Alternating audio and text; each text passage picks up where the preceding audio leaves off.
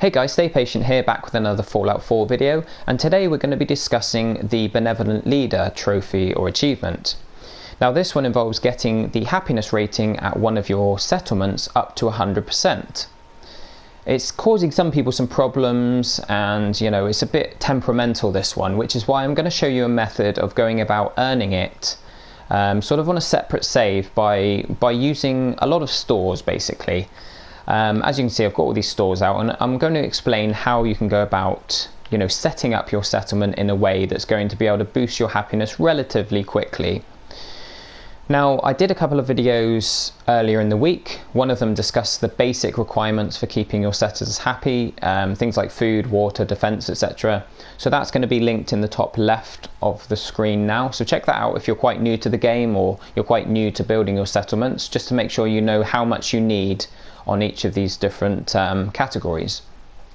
Now in the top right, I've linked another video which talks about the basics of building stores and how those stores affect your happiness and how they bring you an income. Now, one thing I spoke about was that your stores only make an income if there are unassigned settlers in your settlement that are shopping at them. So if you've got 20 settlers and 10 of them are assigned to different jobs, defense and food and whatnot, and then you build, let's say, 4 shops and put a settler on each one to man them, that's 14 people used up, leaving you 6 spare people who don't have a job. And those 6 people are going to be shopping at your shops and bringing you an income. So the more free settlers you have, the more income you're going to make. Now, I also made an assumption that this would apply to happiness as well. I was thinking that the more free or available sort of unassigned settlers that you had, the more of those that you had, then the more they would be shopping and the more your happiness would rise. That was only an assumption I made, and I've since then discovered that that's not actually true. You can build as many shops as you want, and you can have everybody assigned to a different job. It does mean that you won't be making an income because there's no one left to do the shopping, but it will increase your happiness by more if you have everybody on shops. You don't need available people to shop at them for your happiness to go up. So the more shops you have, the better, which is why you can see them littered all over my settlement. But the first thing you're going to want to do is you want to avoid a certain glitch that can happen. Now this glitch can play havoc with all of your different readouts, your beds or your defense or the number of people. It can cause all sorts of bugs at your settlement, which makes this trophy a lot harder to get. Now, to avoid this glitch, it's nice and easy. All you need to do is, believe it or not, you need to get rid of any televisions within the borders of your settlement. So if you've bought some TVs or you've built some TVs for your settlement itself, or for the buildings that you've got here, just go and get rid of them. I don't have any here. But also what you want to do is go through all of these different buildings, all the houses that were here when you arrived. Go through every single one systematically and get rid of all of the TVs that are in them. Now, unless you've been through each building already and cleared them out of stuff so that you can get more building components, then the chances are there are probably still at least a few TVs left. So you want to make absolutely sure that there are no TVs, because those TVs for some reason cause all kinds of bugs and glitches. Now, the next thing you're going to want to have is a nice lot of money, because we're going to be buying lots of stores. So the more money you have, the better and the quicker this will go. I started with around 11,000 bottle caps, but I would recommend starting with more than that. Probably 15 to 20,000 would be plenty. But again, the more you have, the better. So once you've got plenty of money, of course you can be building that up whilst you're playing the game normally, so just keep playing until you've got quite a nice lot of money on you. And of course you're also going to need some perks. The first perk you need, which you probably already have, especially if you watch my previous videos, is the local leader perk. Now you need 6 points into charisma for this, and then once you've got 6 points you can put 2 points into local leader. And the next perk you're going to need is actually the medic perk. You're going to need rank 1 in that one. So what I did is I waited until I had a nice bit of money, and I already had the local leader perk. And then once I leveled up, before buying any perks, I made a save so I could return back to that save and carry on playing normally after having earned this trophy. And then what you can do is you can come into your perk tree buy the medic perk just for the sake of this trophy, because you might not want to keep it permanently, and that way buying it after you've made the save allows you to revert back to before you bought it. So once you've got that medic perk, you're going to be able to build the level 3 clinic. The reason we're building the clinic specifically, if we go to our stores here, look, now as we mentioned in the previous video, the traders, food and drink, clinics and clothing all affect your happiness.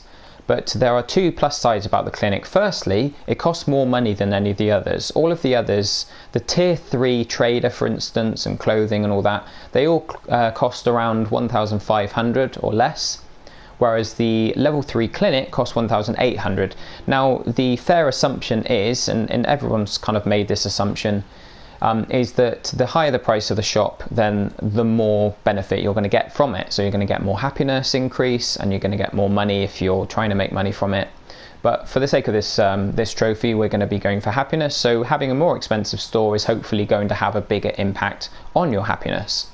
And the second thing is that all of these other shops, the tier 3 versions, which of course you're going to want to be going for, they require rank 2 in cap collector. Now what that means is if you're not interested in having cap collector, then you're going to need to level up twice on a separate save just to be able to start earning this trophy. So of course it's much easier to do the clinic, which only requires rank 1 in medic, because that means, as we said before, you can level up, make a save, buy medic, do this trophy, and then go back to your old save. Now what you're going to want to do as well is, because of course you're going to have 6 points into charisma by now because you need the local leader perk.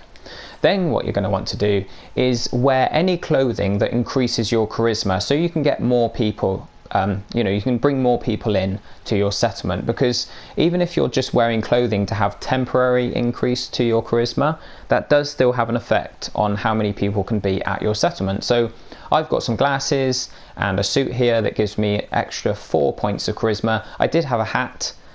For some reason it's gone. I think I sold it or something, whilst I was doing this trophy.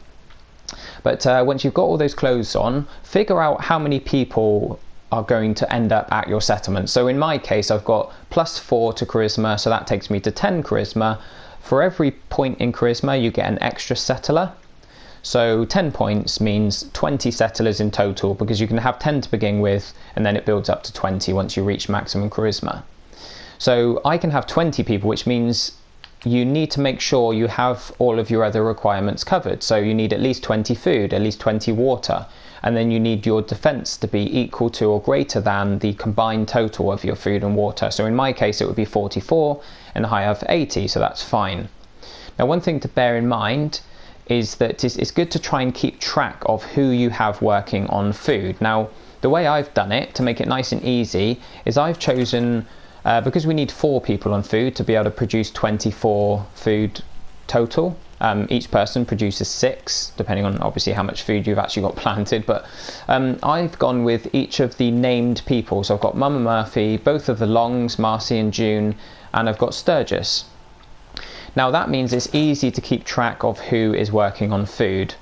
Those 4 have got food, so I know that I can't assign them to anything else, otherwise my food is going to drop and it's going to affect my happiness negatively. Now once you've done that, obviously you want to make sure that you have your beacon turned on, your recruitment beacon, because that's going to bring in more people. So once you've got all your needs met, you're going to end up with 20 people here, or however many you're going to have depending on your charisma. You have at least 20 of all the other stats, making sure everything's covered. Then you can start building these stores, and you can basically assign anybody that isn't assigned to food. So any of those 4 named people that I have out the back, anybody else can be assigned to a clinic. Now of course that means that you're probably going to be taking people off of the guard posts. So as you can see where I'm looking now, there's a guard post over there, and I've taken the person that was assigned to that off and I've put them on a shop.